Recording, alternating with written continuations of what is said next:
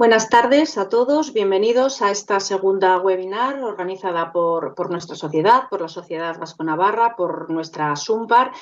Y el tema que vamos a analizar hoy es cómo los servicios de neumología nos hemos adaptado a esta crisis sanitaria y si estamos preparados para el cambio.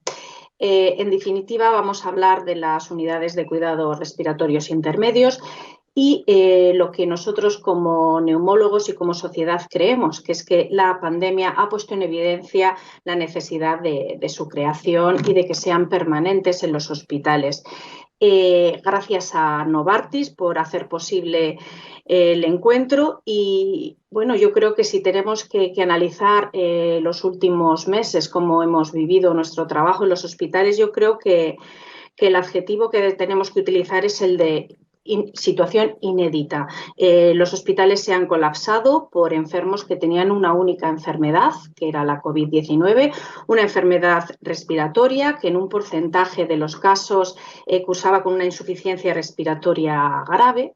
Y los neumólogos pues, nos hemos adaptado a esta situación de una manera urgente, yo diría que de una manera muy responsable, creando la mayoría de los casos unidades de cuidados intermedios desde cero, unidades improvisadas, pero a pesar de lo cual yo creo que, como veremos a lo largo de la tarde y como nos van a contar nuestros compañeros, creo y me adelanto que con bastantes buenos resultados. Las unidades de cuidados intermedios, las UCRIs, han representado un entorno de garantía en los hospitales para poder retrasar la intubación orotraqueal en momentos críticos en los que los pacientes esperaban una cama en las unidades de medicina intensiva.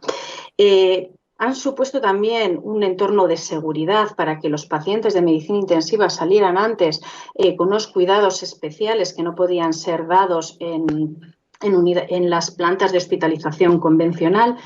Y también han supuesto el techo terapéutico para algunos enfermos en los que se descartaba su entrada en la UCI. Y quizás ahora que estamos ya en un momento de reflexión y de análisis, si se era muy cauto, voy a decir, en los posicionamientos de la ventilación no invasiva o de los sistemas de presión positiva o de terapias de alto flujo en todos los documentos que se hacían al principio de la crisis, basados quizás un poco en las experiencias que había con el SARS y con el MERS, en los que el tratamiento de elección era la ventilación invasiva. Ahora ya tenemos series de pacientes chinos ya publicadas con más de 400 pacientes y la opinión de italianos expertos en ventilación en la que dicen que hemos ventilado de forma invasiva quizás por encima de nuestras posibilidades, ¿no? Viendo ahora el resultado tan bueno que ha habido con estas terapias no invasivas. Bueno, todo esto lo vamos a ir analizando desde los distintos puntos de vista de nuestro entorno a lo largo de la tarde y yo os dejo con Iñaki Salegui del Hospital de Donostia, que va a ser el moderador. Cuando quieras, Iñaki. Sí, buenas tardes a todos. Yo quiero dar las gracias a todos los que nos estáis escuchando en vez de estar paseando por la calle con el día tan bueno que hace. También quiero dar gracias a la organización, a SUMPAR, en especial a Laura Tomás, y también quiero dar las gracias a Novartis que han hecho posible que nos juntemos. Nosotros hemos planteado esta webinar de un modo muy práctico. Queríamos que cada hospital nos contara qué cosas han hecho para adaptarse tanto a nivel de personal, a nivel de material, a nivel de EPIs, si han conseguido o no montar la deseada UCRI, y todo eso para ver si lo que se ha hecho bien el resto de los hospitales lo podemos copiar y lo que no se ha hecho tan bien, pues lo podemos evitar o hacerlo de otra manera. Va a haber la posibilidad, después de las charlas, de mandar unas preguntas a través de la aplicación. Yo las veré y esas preguntas luego las transmitiré a los ponentes. Bueno, y sin más dilación, sin más preámbulos, vamos a andar muy cortitos de tiempo. Doy la palabra al primer ponente, que es Xavi Rivas, que viene del Hospital Universitario de Álava y nos va a contar la experiencia alavesa. Adelante, Xavi. Hola, buenas tardes. Muchas gracias, Iñaki. Muchas gracias a Laura, a SUMPAR y a Novartis por la organización de esta webinar. Para explicar un poco la adaptación que hemos tenido en Vitoria, quería empezar explicando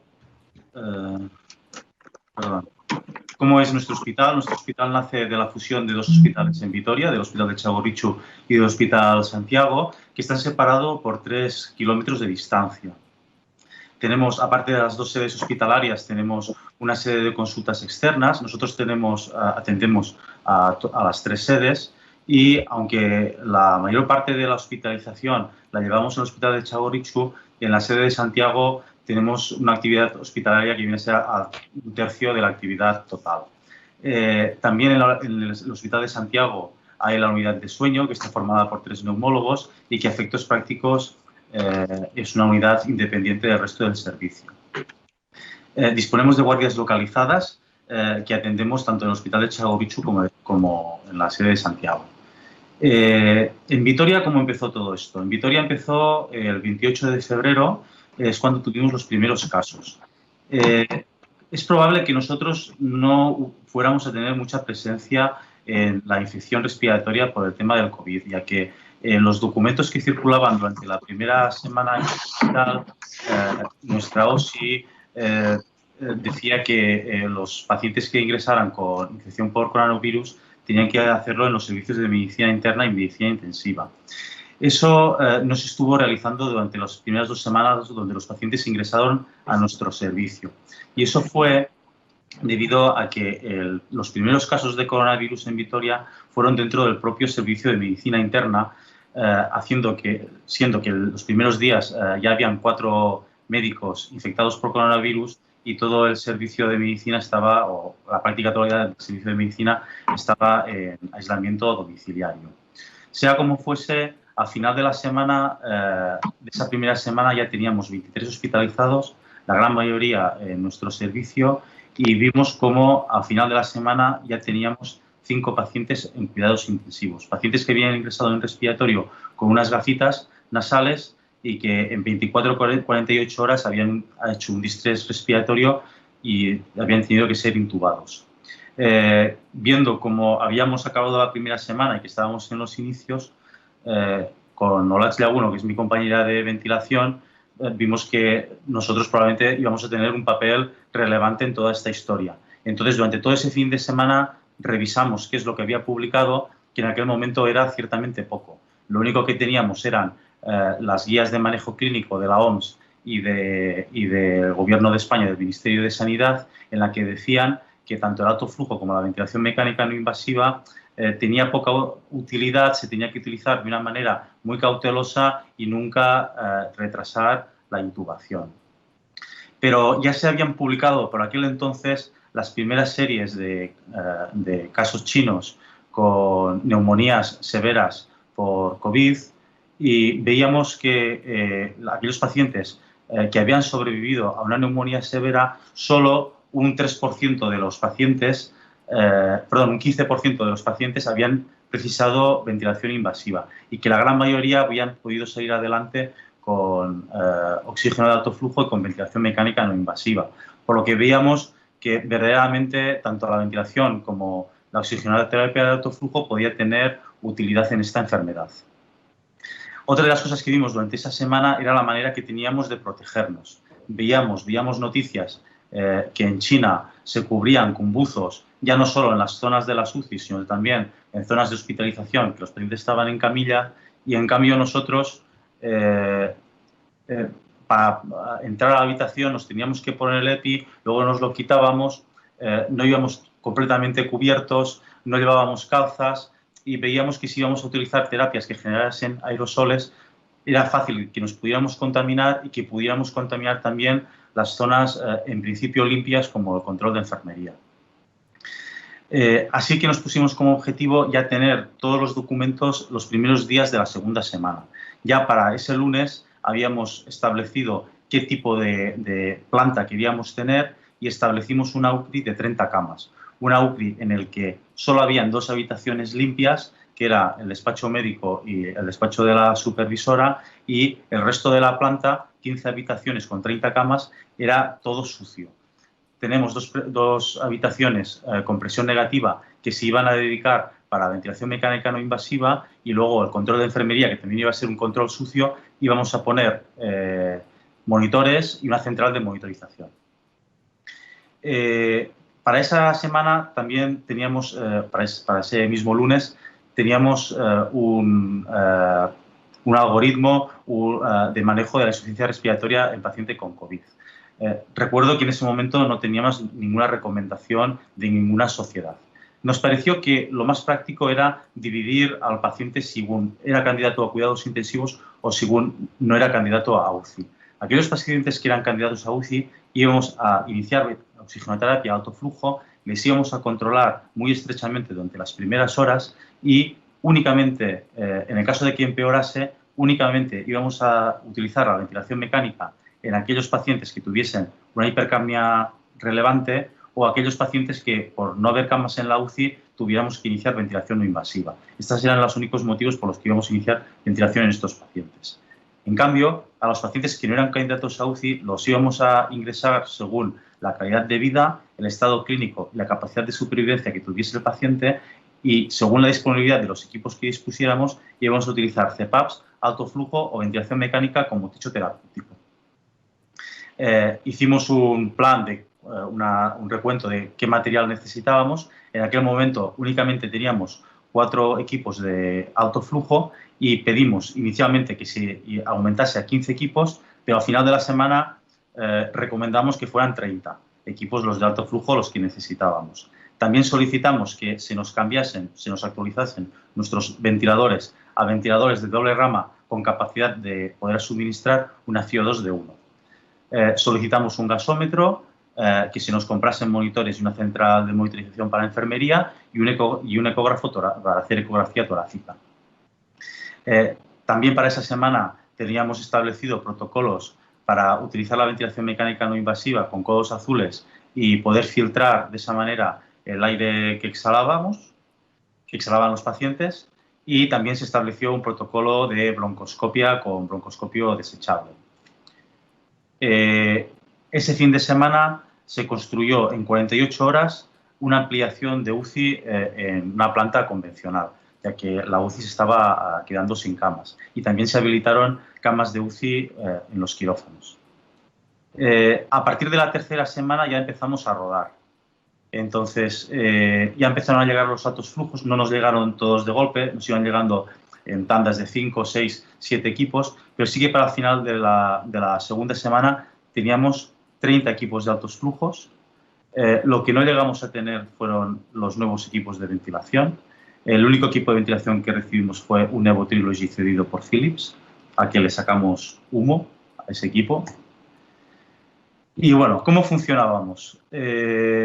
Nosotros pasamos visita los 7 días de la semana, se estableció un turno de tarde para atender a la UCRI, manteníamos la guardia localizada para la atención de las 2 sedes, los sábados y los domingos pasábamos 4 neumólogos, el ratio de enfermería de la UCRI era de 6 pacientes por cada enfermera, teníamos 30 camas habilitadas y el EPI que utilizábamos era un EPI completo, con un pijama desechable, un buzo, un gorro, una mascarilla FFP3, una mascarilla quirúrgica que cubría la mascarilla FFP3, calzas, doble guante y un protector facial. Establecimos también un protocolo de triaje para ver qué pacientes podían ingresar a la UCI. Llevábamos un busca respiratorio y cuando el paciente necesitaba una CO2 mayor de 0,6 llamaban al busca. El busca lo llevaba a nuestra R3, que aprovecho para felicitar el excelente trabajo que hizo durante todos esos días. Bajaba, valoraba a los pacientes y si el paciente cumplía criterios de ingreso en la UCRI, subía directamente a la UCRI para iniciar alto flujo ventilación. Teníamos una reunión con la UCI 2 veces al día, la primera al final del turno de la mañana y la segunda al final del turno de la tarde, en la que comentábamos a nuestros pacientes y si ellos sabían, podían manejar un poco también sus camas. Nos construyeron dos habitáculos de pladur en la zona que hay entre plantas. Uno de ellos era la zona de descanso, que utilizamos también como sala de sesiones, y otro habitáculo que era el vestuario, donde nos poníamos el pijama desechable, nos poníamos también el buzo, y entonces ya nos dirigíamos a la planta. La planta, esta era la única zona limpia, y a partir de que cruzábamos la puerta, todo lo demás ya era zona sucia. Este es el pasillo, que como podéis ver ya era todo sucio. el control de enfermería, que también era un control sucio. Por desgracia, no llegamos a ver ni la central ni los monitores que tanto deseábamos, pero sí que conseguimos que se nos cediera un gasómetro. Este es lo que habitualmente es la Secretaría de Respiratorio, que se convirtió en un almacén para ventilación mecánica no invasiva. Y no solo teníamos los ventiladores, sino también teníamos almacenado 15 sistemas Mapleson con válvula PIP para utilizar en el caso de que se nos acabasen los ventiladores. Esta es la sala que habitualmente es la sala de sesiones, que se convirtió en un almacén de altos flujos y el despacho donde los médicos podíamos escribir y solicitar analíticas. Las plantas de hospitalización continuaban siendo las mismas. Aquí tenéis un paciente que estaba con alto flujo. Teníamos un protocolo en el que el paciente tenía que tener una mascarilla para evitar la contaminación del ambiente. Además, este paciente, cuando los pacientes ingresaban con alto flujo, teníamos establecido con la UCI que los dejábamos en dieta absoluta por si se tenía que hacer una intubación rápida. Entonces, este paciente que llevaba 5 o 6 días con alto flujo a una CO2 de 1 estaba en dieta absoluta y tuvimos que iniciar nutrición parenteral. Y a falta de monitores, pues cada paciente tenía su propio oxímetro con el que ir monitorizando la saturación de oxígeno. También se estableció un protocolo de videollamadas para que los pacientes pudieran estar en contacto con sus familiares. A final de la tercera semana teníamos un protocolo para la maniobra del decúbito prono y la unidad de rehabilitación respiratoria, conjuntamente con el servicio de rehabilitación, hizo un protocolo para iniciar la rehabilitación precoz en los pacientes de la UCRI. Muchos dispositivos nuevos, tuvimos muchos altos flujos de diferentes marcas, el gasómetro. Al final, enfermería lo que hizo fue un vídeo de cada dispositivo para poder enseñar bien cómo funcionaba y conjuntamente con los protocolos de enfermería, todos esos vídeos y protocolos los subieron a una aplicación informática de móvil para que las enfermeras pudieran formarse, consultar y ver las cosas como iban. ¿Qué resultados hemos tenido en la UCRI? Desde el día 15 de marzo al 23 de abril hemos atendido un total de 81 ingresos que corresponden a 77 pacientes. El periodo de máxima actividad fue el 28 de marzo, que tuvimos funcionando simultáneamente 28 oxígenos de alto flujo y 2 ventilaciones. Los pacientes mayoritariamente eran hombres, una edad media de 64, un tabaquismo activo del 13% de la muestra, eran pacientes obesos con un IMC medio de 31 y la comorbilidad más frecuente era hipertensión con un 49% y diabetes con un 19%. Los pacientes, la gran mayoría, procedían del servicio de medicina interna, aunque un 15% de los pacientes eran dados de precoz de alta, eran dados de alta precozmente de la UCI para continuar cuidados. El 81% de los pacientes eran candidatos a UCI en el momento en que ingresaban en nuestra UCI, aunque es verdad que hubieron 6 pacientes que inicialmente eran candidatos a UCI que durante el ingreso en nuestra UCRI dejaron de serlo. Como podéis ver, las necesidades de oxígeno que necesitaban estos pacientes eran altas, con FiO2 por encima del 80%, y tenían PAFIs realmente bajas, con PAFIs medias en torno a 100. La terapia que más hemos utilizado ha sido la oxigenoterapia de alto flujo. Las complicaciones que hemos visto más ha sido la sobreinfección bacteriana e insuficiencia renal. ¿Y qué resultados hemos tenido? Pues el 50% de nuestros pacientes los pudimos dar de alta directamente a domicilio o a otra planta convencional de hospitalización. Un 19% de los pacientes fallecieron. Ninguno de los pacientes que falleció era candidato a UCI en el momento del fallecimiento. Y 26 pacientes, un 32%, fueron a cuidados intensivos.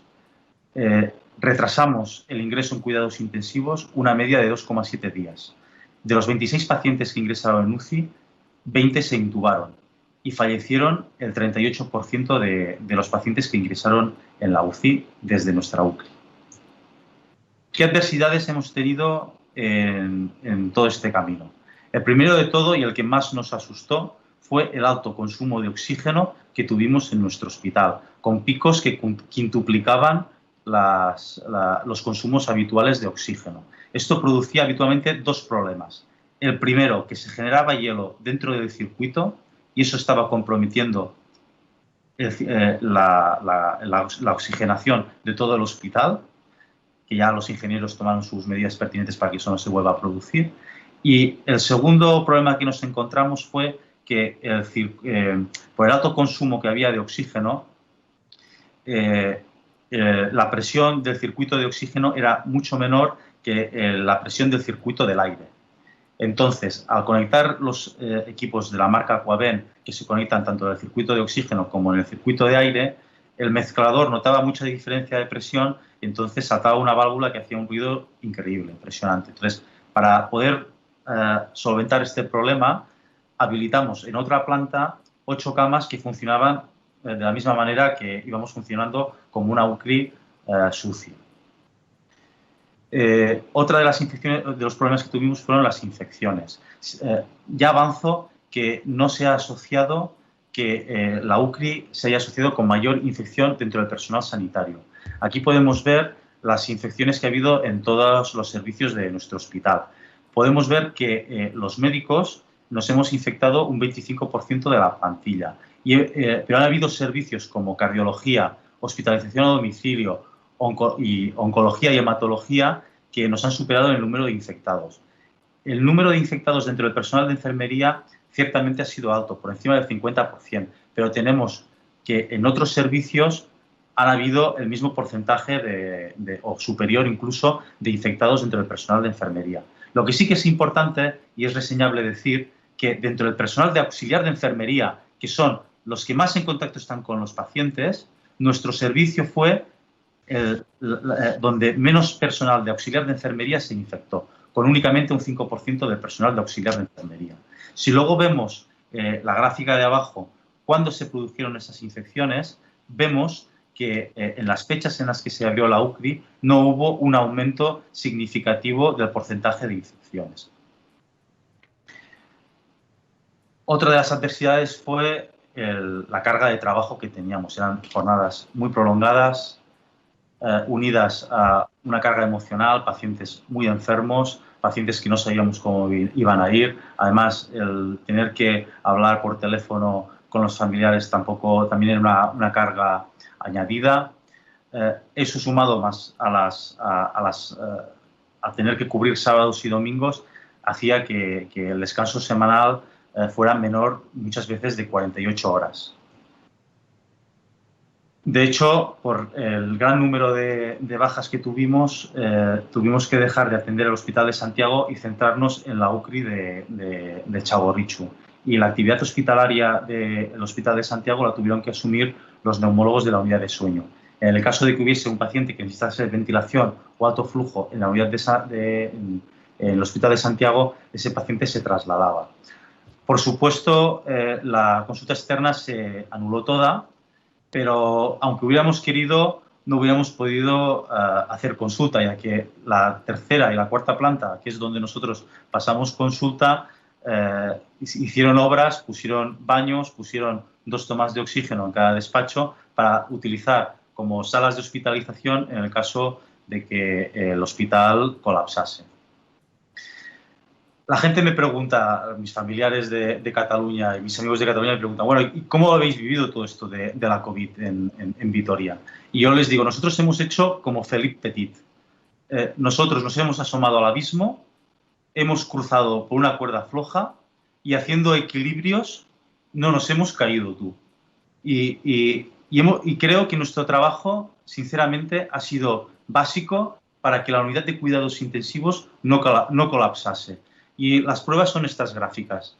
Aquí podéis ver en la gráfica de arriba cómo nuestro hospital, el Hospital Universitario de Araba, ha sido de largo el que más pacientes hospitalizados ha tenido. Si lo comparamos con la gráfica de abajo, que es el número de ingresos que ha habido en cuidados intensivos, podemos ver que ha sido mucho inferior, por ejemplo, al Hospital de Cruces. Incluso ha sido en momentos inferior al Hospital de Donosti, que ha sido el que menos pacientes hospitalizados por COVID ha tenido a lo largo de la pandemia.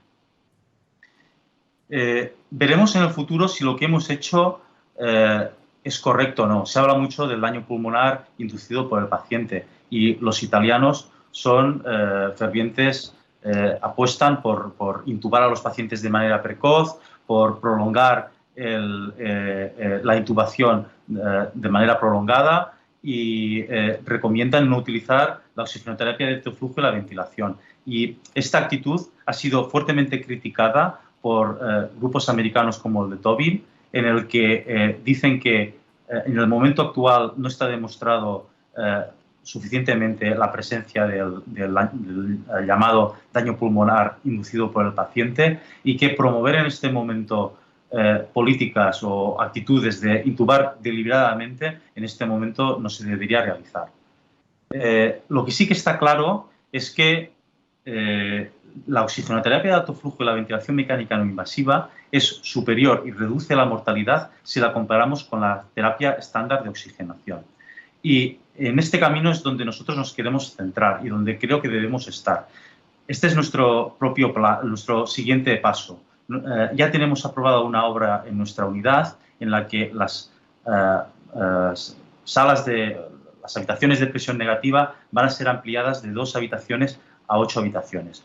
Una de esas habitaciones las vamos a dedicar para hacer técnicas y hacer broncoscopia y otra de las salas va a ser almacén y control de enfermería, que esperemos que a partir de ahora sea con monitorización. Como conclusiones, quiero decir que la creación de una UCRI en el servicio de respiratorio ha sido un pilar básico para evitar el colapso de nuestro hospital por la COVID-19. Tratar a los pacientes con distrés moderado severo por SARS-CoV-2 con oxígeno de alto flujo en UCRI es seguro, evita intubación y es coste efectivo. En la UCRI no hemos detectado mayor incidencia de infección por coronavirus en el personal sanitario. Finalmente, quiero dar las gracias a muchas personas. La primera de todas, a mi compañera de la unidad de ventilación, Olas Gabuno, con la que hemos coliderado la creación y la organización de esta unidad. Agradecer a nuestro jefe de servicio y a nuestra jefa de sección por el apoyo que nos han brindado. Felicitar al resto del equipo de neumología que ha dado el 200% para que pudiéramos tener estos resultados. Quitarme el sombrero a las supervisoras que han hecho un trabajo excelente, que allí donde han habido problemas, lo que han puesto encima de la mesa han sido siempre soluciones. Y felicitar, por supuesto, a todo el personal de enfermería y auxiliar que han hecho un trabajo fantástico. Muchas gracias. Sí, bueno, te iba a dar paso, María. Vale. María, sí, porque no sabemos qué ha pasado con Iñaki, se le habrá desconectado. Que muchas gracias a Xavi por su presentación y por resumir estos meses tan duros que hemos vivido en 20 minutos, que no ha sido fácil y lo ha hecho de una manera excelente. Supongo que tampoco han sido fáciles las cosas por Pamplona, ¿verdad, María? Así que, cuéntanos cómo han sido por allí. Nada, yo, en primer lugar agradecer eso a la Junta Directiva y gracias, Laura, un poco por activar todas estas webinars y muchas gracias también a Novartis por todo el apoyo y desde luego que gracias a los que estáis al otro lado del ordenador, que seguramente, pues luego en el coloquio pues os sentiremos, ¿no?, aún más cerca. Yo quiero empezar la charla con unas pequeñas reflexiones porque aparte de una tragedia, yo creo que esto también nos ha supuesto una oportunidad para todos nosotros a nivel médico. Ha sido un completo reto, un auténtico reto. Además, ha sido una oportunidad para que se nos conozca más en sociedad, porque siempre somos una especialidad que nos hemos quejado de que no nos sabemos vender tan bien como igual otras especialidades médicas y hemos sonado mucho en los medios de comunicación, en las redes sociales, se conoce más la neumología y se conoce más a los neumólogos. Y desde luego que ha sido una oportunidad también para reivindicar nuestro papel como especialidad de referencia para el manejo de la insuficiencia respiratoria. Y con estas premisas yo creo que hay que construir y yo creo que es nuestra labor, porque podemos y debemos pelear pues para tener unidades de monitorización, aunque sea, o UCRI, ¿no? Y llegando un poquito más lejos, porque además pues nuestros pacientes nos lo van a agradecer. Y no solo aquellos pacientes con un COVID-19, sino me estoy también acordando de los pacientes EPOC que ingresan en acidosis respiratoria cada invierno, aquellos pacientes neuromusculares también que con una pequeña infección respiratoria se descompensan, y tener unidades de monitorización y de UCRI pues puede ayudar para un mejor manejo, ¿no?, de ellos. Bueno, pues os presento un poquito aquí al Complejo Hospitalario de Navarra, a nuestra casa. Como sabéis, bueno, se forma de 2 hospitales, uno que es el antiguo Virgen del Camino, que es donde estamos los neumólogos, situados en todo este ala, en la 5ª planta, una planta de hospitalización, y luego tenemos las pruebas complementarias también en la parte baja, y la unidad de sueño también situada en la 5ª planta. Nosotros en la planta de hospitalización tenemos una habitación con presión negativa. Este es el lado del Hospital Materno-Infantil, y todo esto de aquí es lo que es el antiguo Hospital de Navarra. Aquí está el edificio de urgencias y este es el centro de especialidades pues de consultas externas. Cuando empezó el COVID, pues el primer paciente ingresó en la planta 6ª, que es la planta de medicina interna, pero enseguida pues empezaron a llover los ingresos y entonces se ocupó todo el Hospital Virgen del Camino, se ocupó una parte también del área materno-infantil, también pensando en pacientes pediátricos, que tampoco hubo muchos casos, afortunadamente, pero estaban unas camas reservadas, y del Hospital de Navarra se ocupó este pabellón un poquito final que está aislado de todos, que cuando se inauguró el Hospital de Navarra se pensó para los enfermos con tuberculosis, por estar aislado, y entonces también aquí pues se concentraban también los casos de COVID. Atendemos a un total de 500.000 habitantes y trabajamos más de 5.000 profesionales actualmente en el complejo. El 28 de febrero fue nuestro primer paciente ingresado, como digo, a cargo de medicina interna, porque pues al principio se asemejó un poco a todo el tema del ébola, ¿no? Pues desde dirección, y entonces es un tema que fue liderado pues con infecciosas y medicina interna, y pues empezó también medicina interna pues a cargo de ese primer paciente, aunque luego pues ya entramos más en equipos multidisciplinares. En total, a lo largo de toda la pandemia han ingresado casi 1.400 pacientes, contando los que han sido ingresados en hospitalización a domicilio. Se han muerto 187 pacientes y en total los pacientes que han sido ingresados en UCI han sido aproximadamente unos 80. Aquí en esta gráfica, en este diagrama de barras, os muestro un poco la pandemia. Nosotros fuimos por detrás quizá pues, de Vitoria, y nuestra semana un poco más estrella fue la última semana de marzo, 1 de abril, donde llegamos días a superar pues, los 80 pacientes al día.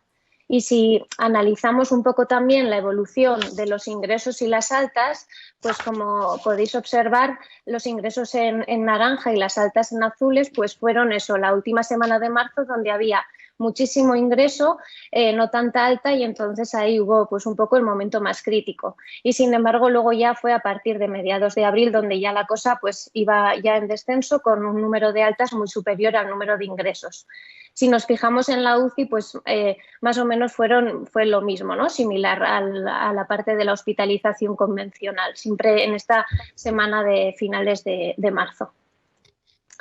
Entonces, nuestro servicio de neumología actualmente consta de 20 adjuntos y un residente por año, y pues se escindió en 2 equipos, en un equipo no COVID y en un equipo COVID. El equipo no COVID fue conformado por 8 facultativos más 2 residentes. ¿Qué hacían estas personas, estos compañeros? Pues estuvieron sobre todo atendiendo a los pacientes de hospitalización no COVID y la zona de tránsito, que luego voy a comentar lo que es. Hubo bastante tarea en la zona de intervencionismo, de broncoscopias y ecobroncoscopias, también de pacientes provenientes del área COVID, pero también porque se siguió mucho con la consulta presencial monográfica de cáncer, que en esos momentos no sabemos muy bien por qué, pero hubo bastante demanda, entonces muchas broncoscopias y cobroncoscopias fueron de esta consulta. Se siguieron haciendo consultas no presenciales porque obviamente toda la actividad presencial de revisiones se paró y fueron llamando a todos los pacientes que tenían citas para ver si realmente necesitaban una valoración presencial o no, y las consultas no presenciales que hace el médico de atención primaria. Y se revisó de igual forma la lista de espera, ya que en un corto plazo no se iba a abrir consulta presencial, y igual había gente pues con patologías, ¿no? Que necesitan una revisión preferente, y por lo tanto para que cuando se pudieran abrir pudiéramos ir un poco con esa revisión preferente. Y además se pensó en unos protocolos, porque estaba claro que no íbamos a volver a lo de antes, es la nueva normalidad, lo que llaman. Entonces, bueno, pues por ejemplo se ha puesto en marcha un protocolo de atención al paciente con apnea de sueño en forma no presencial, un poco pensando en qué podíamos hacer. Separó toda la actividad de funcionalismo, de la unidad de sueño, de las consultas presenciales y de las sesiones tal y como las entendemos, que tenemos sesiones todos los días de la semana. Y en el equipo COVID pues participamos 10 facultativos con un residente, nuestra R4. Las características eran bastante definidas, son equipos multidisciplinares, entramos todos en conjunto con diferentes especialidades, y además son equipos autónomos porque dependen de la dirección. Hay un coordinador de los equipos y depende de dirección, no de cada jefe de servicio como tal. Se hace un pase de planta. Uy, perdón. Uy, se ha cortado esto. Ay, perdón. Ahora me he ido a donde. A ver. Ya lo siento, ¿eh? He tocado el ratón. A ver. Se hace un pase de planta de lunes a domingo y se suele librar pues más o menos un día a la semana, como mucho 2, dependiendo, ¿no? del número de pacientes en cada fase. Se hacen guardias también de COVID, donde se cubrían por 2 adjuntos y 2 residentes que entraban a las 3 de la tarde, a las 3 de la tarde hasta las 8 de la mañana, y bueno, y se hizo también, ¿no? un pago extraordinario por el exceso de horas. Entonces, lo que pues es de destacar, en Navarra lo que se han hecho son equipos multidisciplinares, ¿no? Es como se ha llevado más la patología y los pacientes por coronavirus. En estos equipos multidisciplinares lo conformaban 2 neumólogos con 2 internistas y otras especialidades médicas, y sí que si un paciente presentaba una insuficiencia respiratoria grave, es decir, que con una oxigenoterapia convencional no mejoraba, se consultaba con el neumólogo del equipo y se decidía. Entonces, el paciente acudía a urgencias y una vez valorado en urgencias con una radiografía, la analítica, pasaba pendiente del resultado de la PCR a la zona de tránsito, pero no ya estaba ingresado en la zona de COVID, sino que en esta zona de tránsito era atendida por cada especialidad. Por eso igual estaba ingresado a cargo de neumología o a cargo de geriatría, y también había que atender a estos pacientes, que fue en nuestro caso atendido por los equipos no COVID de neumólogos. Es de destacar también que el servicio de UCI se hizo muy potente, es de base ya muy potente en Navarra. Se liberó todas las 2 UCIs, tanto del Hospital de Navarra como de Virgen del Camino. En un primer lugar ingresaron en la UCI del Hospital de Navarra por ser la que tiene el ECMO, pero luego fueron las 2 UCIs las que se ocuparon, y sí que los pacientes que estaban en esos días ingresados por patología no COVID pues se trasladaron a la URPA, y ahí los anestesistas hacían de intensivistas. A la vez también hay un comité asesor que realiza todos los protocolos, revisa bibliografía, donde también estamos representados los neumólogos. ¿Y qué nos ha aportado entonces trabajar de esta forma multidisciplinar? Nos hemos ayudado entre especialidades de una forma muy sencilla, porque de hecho los equipos hemos sido muy autónomos, no hemos hecho prácticamente interconsultas. Si tenías una duda de un electrocardiograma, pues estaba contigo al lado el cardiólogo y le podías, ¿no?, preguntar. Y además también ves formas diferentes de trabajar, tanto para lo bueno y para lo malo. Siempre pues las comparaciones no son buenas, pero son inevitables, y te fijas un poco y puedes adquirir hábitos que igual no tienes y que los conoces del compañero. Por lo tanto, también ha sido un enriquecimiento personal, porque hemos desmontado prejuicios, ¿no? Igual hay, bueno, pues ciertas especialidades que igual no, bueno, tienes tus riñas, digamos, y entonces puedes descubrir a compañeros nuevos. Además, nos ha permitido colaborar en trabajos de una forma sencilla. Se han hecho trabajos de ecografía torácica, con neumología, medicina interna, trabajos de embolia de pulmón, con hematología y con neumología y medicina interna. Y sobre todo nos ha servido para valorar lo que tenemos, porque cada vez que veíamos a algunos neumólogos, ¿no?, a otros que no los veíamos siempre, pues entonces te alegrabas y deseábamos volver a esta ansiada normalidad y vernos las caras. Entonces, ¿qué aportamos los neumólogos? Bueno, hay un valor añadido en la fase aguda, que sobre todo es el papel de la oxigenoterapia, ¿no?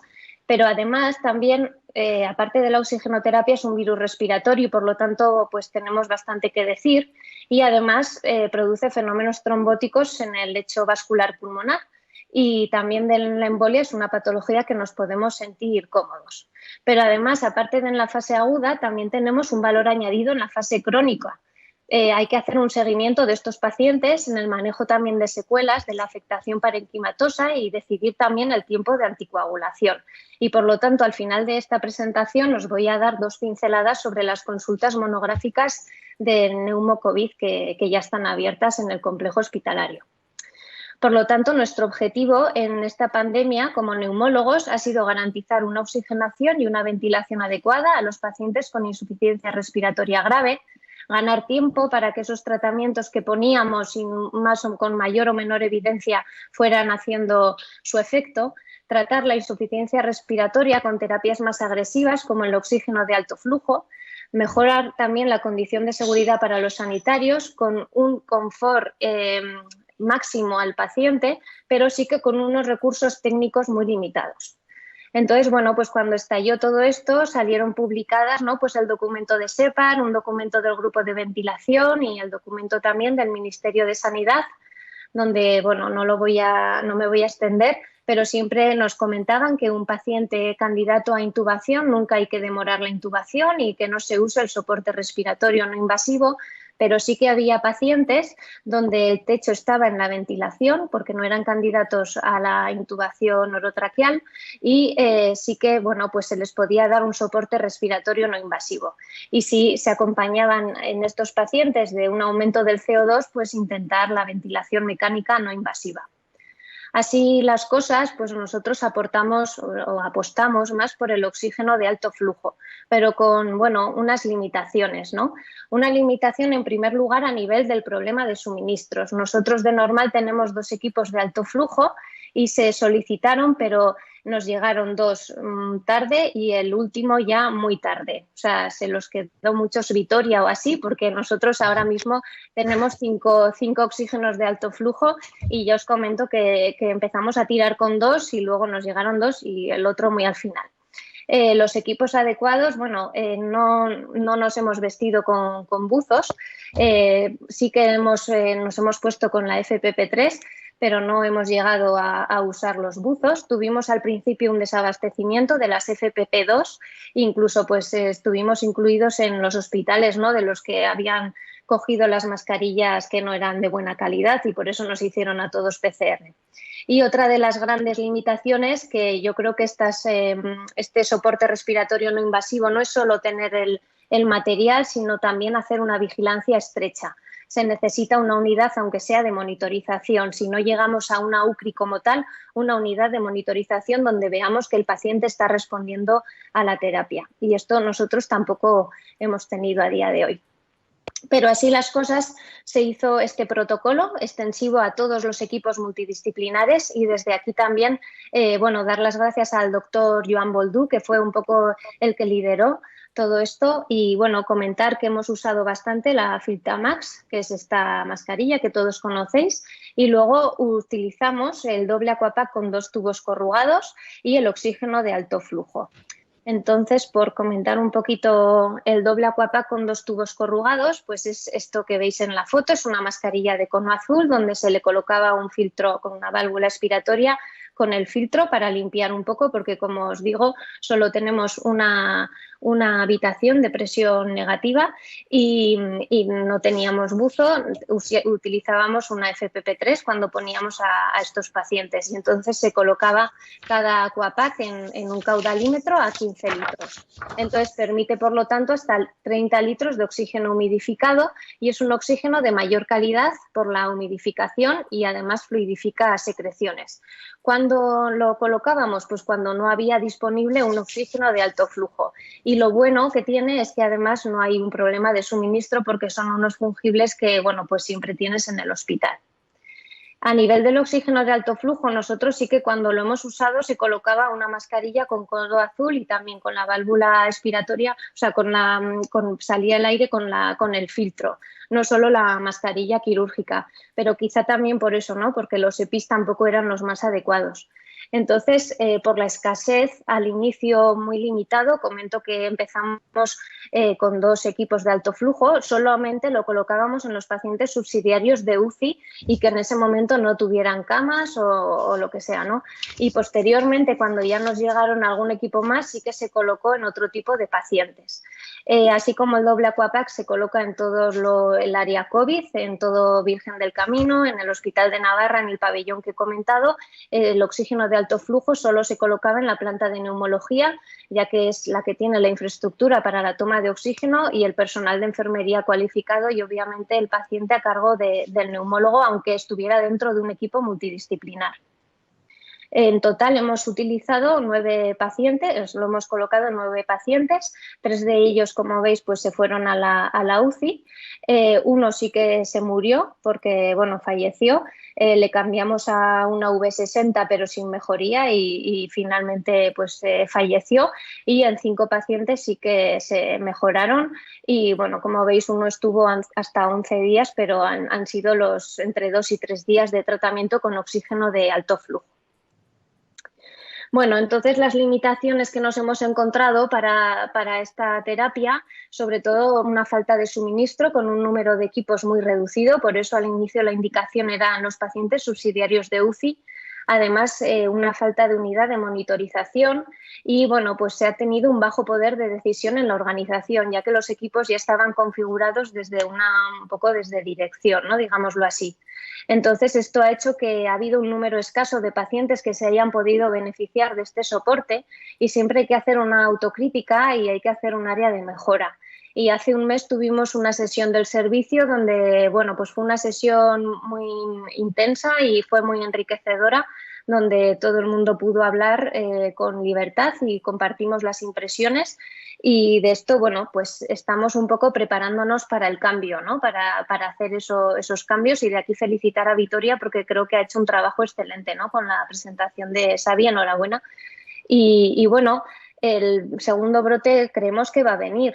Y está aquí, habla hasta el AS, que es un equipo, es un periódico que yo no suelo leer, pero hasta el AS habla ya de brotes y hay que prepararse. Entonces, bueno, quizá la excelencia es un poco lo que se presenta en el documento también de la SEPAR, del manejo de la insuficiencia respiratoria y lo que igual nos ha presentado Xavi también, pues tener a un neumólogo de guardia, quizá 24 horas, hacer un soporte respiratorio en unas salas COVID, de ahí decidir un trabajo siempre en conjunto con la UCI. Entonces, bueno, por nuestra parte se han solicitado más equipos, tanto de alto flujo como ventiladores de alta gama. Seguiremos en equipos multidisciplinares porque en Navarra, bueno, pues es la estrategia así, pero sí que creemos que hay que reservar unas camas en neumología para pacientes susceptibles de este soporte respiratorio no invasivo, pacientes que están en espera de un ventilador, pacientes que pueden darse una salida precoz de los pacientes de la UCI, o sea, una salida precoz de la UCI, y también aquellos pacientes que igual no son candidatos a UCI porque no se les va a colocar un tubo, una intubación, pero que tienen una adecuada expectativa de vida. Y bueno, pues estos pacientes serían atendidos independientemente de todo lo que os he comentado, con 2 neumólogos y un internista, y que cubra 24 horas, ¿no? Creemos que van por ahí los tiros, de tal forma que el esquema sería así, ¿no? Además de los equipos multidisciplinares, que es como hemos trabajado, con 2 neumólogos y en todo el hospital, pues hacer un equipo de soporte respiratorio no invasivo que fuera independiente, ¿no? En el área de neumología, que cubriera pues 13 camas individuales o 25 camas en dobles, y sobre todo pues con un área de monitorización y con unos EPIs adecuados. Y ya por ir terminando, os voy a dar 2 diapositivas sobre la consulta monográfica de COVID, porque después de la fase aguda todos estos pacientes también hay que valorarlos.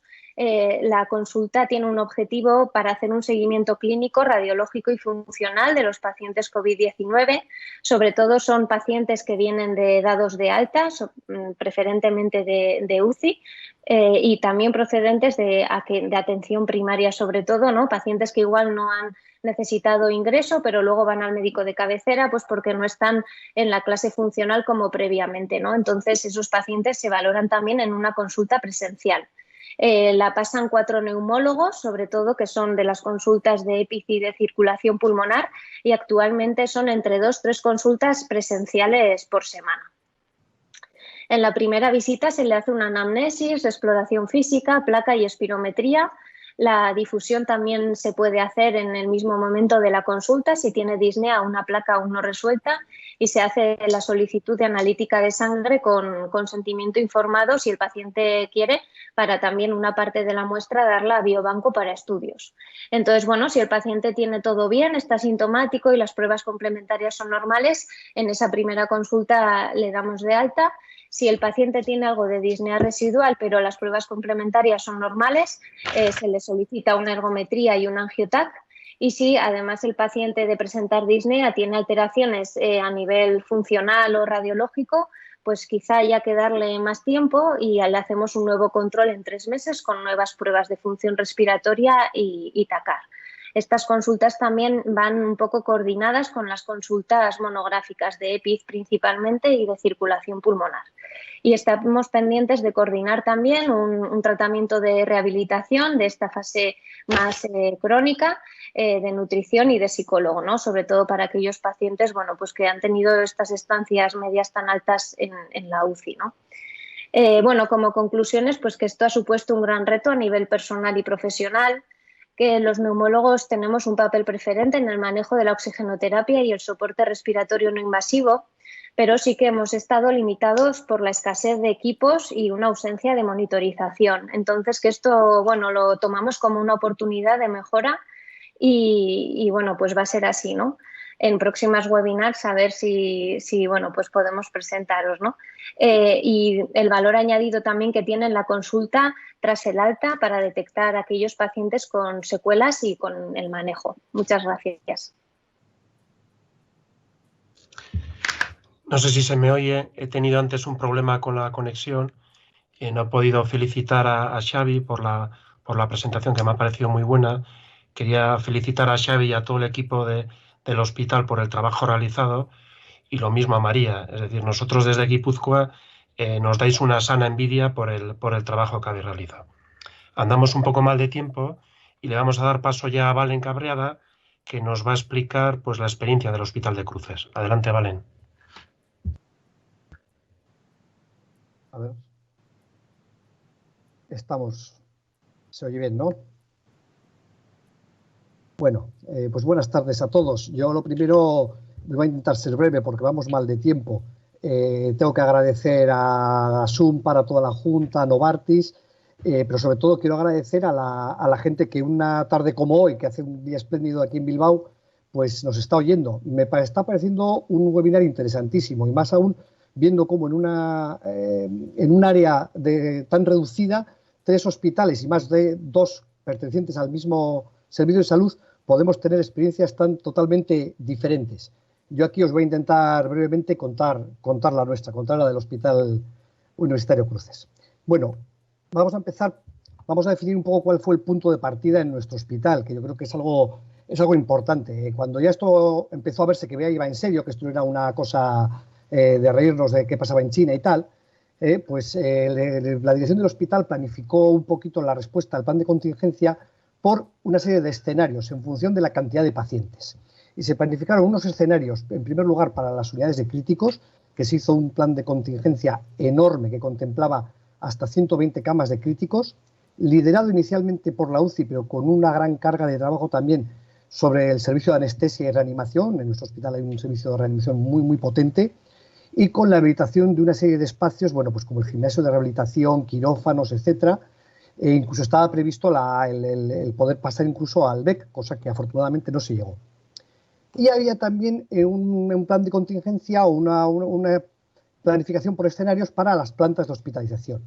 Desde la dirección, inicialmente el liderazgo se otorgó a enfermedades infecciosas, un poquito en la línea de lo que ha contado María previamente. Neumología quedaba en segunda línea y medicina interna en tercera. Bien, pues dentro de este contexto estaban previstos un total de 4 escenarios y en 10 días ya habíamos llegado al cuarto. Sí es verdad que empezamos 7 y 10 días más tarde que Victoria y tuvimos mucha suerte de poder aprender y ver por dónde iban las cosas, pero en esos 10 días habíamos llegado al cuarto y último escenario. Me gustaría presentar únicamente al hilo de este liderazgo que se atribuyó inicialmente cuál ha sido la realidad. La realidad ha sido que el servicio que ha llevado el gran peso asistencial de los pacientes COVID, pues hemos sido nosotros. No vamos a ponernos ninguna medalla por ello, pero sí reflejarlo. Ahí tenéis mes por mes los pacientes que han ido ingresados a cada servicio y como se puede ver al final, incluyendo lo de junio, lo del principio de junio, pues el 40% de los pacientes ingresados en el Hospital de Cruces han sido ingresados a cargo del servicio de neumología. O sea que esa previsión inicial igual pues no fue muy adecuada. Siguiendo un poquito con este punto de partida, en nuestro hospital, ya también como se ha comentado en alguna de las charlas previas, se partió de unos axiomas iniciales, que quizás motivado por los servicios que llevaban el peso inicial, pues se han seguido más a rajatabla quizás que en otros sitios. Estos axiomas, que eran como un corpus canónico, eran los siguientes. Lo importante es buscar un antiviral y la hidroxicloroquina, que son los que nos van a salvar de esto. El soporte respiratorio no invasivo es lo peor de lo peor y además va a acabar con todo el personal sanitario porque contagia muchísimo, está más que prohibido, y los corticoides también están totalmente denostados, por lo menos no contagian, es una ventaja que tienen. Creo que en estos momentos ya se puede ver dónde han acabado esos 3 axiomas iniciales que presento yo ahí, que no parece que hayan sido muy correctos realmente. Yendo un poco más adelante, la organización, como vais a poder ver, es radicalmente diferente tanto a la que se ha presentado antes de Lua como a la de Navarra. Aquí lo que se hizo fue asignar una serie de áreas de hospitalización a cada uno de estos 3 servicios implicados. El destino de los pacientes desde urgencias no se decidía por la gravedad ni por la patología predominante que tenía ese paciente, sobre todo la insuficiencia respiratoria, sino única y exclusivamente por la presencia de huecos en esas áreas de hospitalización. Y en concreto, neumología, empezó el tema, pues nuestra planta, la segunda D, quedó supuestamente asignada a pacientes no COVID. Digo supuestamente porque tuvimos 7 y 10 días en la que los pacientes de ese área no COVID y que los atendíamos pues como no COVID inicialmente, con una PCR negativa y tal, o sin sospecha de que fueran, un porcentaje altísimo acabó siendo COVID y bueno, pues no hemos tenido una tasa de contagios muy elevada. Y luego se nos asignaron una serie de áreas de hospitalización para los pacientes con COVID o con alta sospecha de COVID, que fueron progresivamente. La tercera A, es una planta de traumatología, con lo que ello supone para el personal de enfermería. La cuarta A es cardiología y cirugía cardíaca. Y la segunda E, que es obstetricia. Y finalmente ya llegó el punto en el que hubo que también pasar nuestra planta segunda D, también convertirla en COVID. Yo desde aquí quiero llamar la atención del trabajo enorme que han hecho todo el personal de enfermería de estas plantas, ya os digo, de trauma, de obstetricia, para el callo que han dado trabajando con estos pacientes nuestros con insuficiencia respiratoria. Los pacientes que teníamos en nuestra planta, escasísimos, no COVID, se los dispersó por algunas pocas plantas limpias que quedaban en el hospital y llegamos a tener en nuestro servicio un máximo de 148 pacientes a finales de marzo. Aquí la organización nuestra la gestionó nuestra jefa de servicio, no la dirección. Entonces se asignaron una serie de equipos a cada unidad, a cada área de hospitalización, a cada unidad de estas, a cada área de estas áreas de hospitalización que nos tocaban, liderados por un adjunto. Se pasó de facto a los R2, al R2, que ya casi R3, a los R3 y al R4, a contar con ellos como si fueran un adjunto más del servicio. A los R1 se les interrumpió la rotación y se les hizo venir al servicio a apoyar. Contamos con los residentes que estaban rotando en estos meses en nuestro servicio, con los R0 que fueron contratados, gente que ha sacado el MIR y que todavía no se ha incorporado, y tuvimos únicamente los refuerzos de unos pocos residentes de pediatría, que la jefa de servicio de pediatría distribuyó por los servicios que estábamos implicados, y algún otro de digestivo. En este sentido no ha habido esa multidisciplinaridad, ni esa colaboración, ni esa que comentáis en otros servicios. Aquí la gente, bueno, pues hay que decirlo, no ha habido un gran grado de implicación y hemos sido nosotros con estas ayudas los que hemos llevado el tema. Finalmente llegó un momento en que todos, absolutamente todos los equipos que había, menos uno, estaban atendiendo a pacientes COVID. Evidentemente, sueño y funcional quedó suspendido al 100%. La actividad en broncoscopia se ha mantenido pues, relativamente parecida, y un poco en la línea de lo que ha comentado María. Pudimos hacer, gracias a que dos de nuestros adjuntos, bueno, pues por motivos de salud laboral, que no viene al caso, pues no podían ver pacientes COVID, se les asignó una enorme tarea. Nosotros tenemos varias consultas ambulatorias jerarquizadas que cubren un montón de consultas a la semana, y se ha llevado a cabo una actividad telefónica tremenda, en la que la mayor parte de los pacientes se les ha intentado resolver sin dilatar la cita a cuando esto pase y ya veremos. Se ha intentado que fuera la actividad normal, pero hecha por teléfono. En las consultas hospitalarias también se ha intentado potenciar la asistencia telefónica, Cada adjunto se ha encargado de gestionar su consulta y decidir, bueno, pues le llamo, no le llamo, le cambio la cita dentro de unos meses a ver si hay suerte o lo que sea. Se ha mantenido la consulta presencial en cáncer y poquitos pacientes más, y en concreto en nuestro caso en sueño y ventilación, bueno, pues nos ha dado la oportunidad de profundizar en un tema que teníamos un poco despistado, como es el de la telemonitorización, y nos hemos podido meter un poquito más en ello. Además de la actividad que llevábamos durante la jornada habitual de mañana, nosotros de normal por las tardes hasta las 8 hay un neumólogo siempre, y durante estos meses se ha duplicado de 1 a 2. No tenemos guardias ni localizadas ni de presencia de especialidad. Hay dos adjuntos de guardia en el hospital, uno cardio-respi, que nos repartimos entre estas dos especialidades, y otro el resto. Durante toda esta fase de pandemia, hasta el final de abril, estas ruedas se han aumentado con una tercera rueda llamada la rueda COVID, que era cubierta por respi interna o infecciosa, un adjunto de esos servicios, y además había un residente de planta. Para dar un poco, bueno, pues a poder cubrir y que la gente no se cargara mucho, pues algunos que estábamos retirados desde hace muchos años de esto, pues nos hemos tenido que incorporar a hacer guardias durante estos meses. A diferencia de lo que habéis comentado, nosotros no hemos pasado los domingos, sí los sábados, sí los festivos de Semana Santa, y eso se ha asignado pues un número, en función del número de pacientes que había en cada momento, entre 7 y 10 médicos. Y finalmente, durante el mes de abril y también el mes de mayo y un poquito menos en junio, al igual que han hecho en Navarra, se ha hecho una consulta de seguimiento de pacientes COVID por las tardes, y más o menos 3 a la semana de promedio, aunque algunas semanas ha llegado a haber hasta 4 tardes de consulta de seguimiento de los pacientes COVID. La información entre nosotros, bueno, pues evidentemente por temas de distanciamiento social se hacía difícil hacer reuniones de todo el equipo, un equipo muy numeroso, y lo que hemos tenido es todas las mañanas a primera hora, gracias a que tenemos un solarium bastante amplio, hemos hecho, la jefa daba la información un poquito en dos turnos, y todos los días había reuniones con las unidades de críticos al finalizar la jornada de mañana para tener controlados los pacientes que eran subsidiarios, candidatos, cómo estaba la cosa, etcétera, etcétera. Ha habido muchísimo, como imagino como todos, flujo de información a través del WhatsApp, que ha estado francamente en llamas durante estos meses, en un no parar. Y luego que os voy a contar a todos los que estáis aquí de lo que ha supuesto la formación a través de los innumerables webinars, evidentemente ninguno tan útil como el que estamos teniendo hoy, en mi opinión. El material de protección, pues es un tema en el que en realidad es realmente sorprendente cómo dos hospitales que distan poco más de media hora en teléfono hemos tenido unas diferencias tan tan terribles después de ver lo que ha presentado Xavi, porque nosotros inicialmente pues prácticamente hemos entrado pues con estos EPIs, nos los poníamos por encima para intentar protegernos de la transmisión. No, ya un poco hablando en serio, pues hemos tenido un periodo de enorme escasez, no había, o sea, había que andar pirateando por ahí.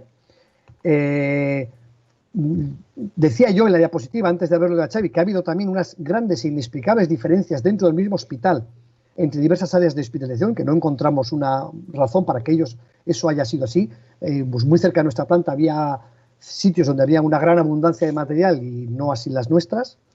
Y en ocasiones esto ha habido que decir que nos ha generado pues, conflictos con, bueno, que no vamos a entrar en detalles, pero importantes conflictos con otros servicios que sí disponían de ese material. Finalmente yo creo que hemos llegado a tener unos EPIs, no unos buzos, pero unos EPIs aceptables.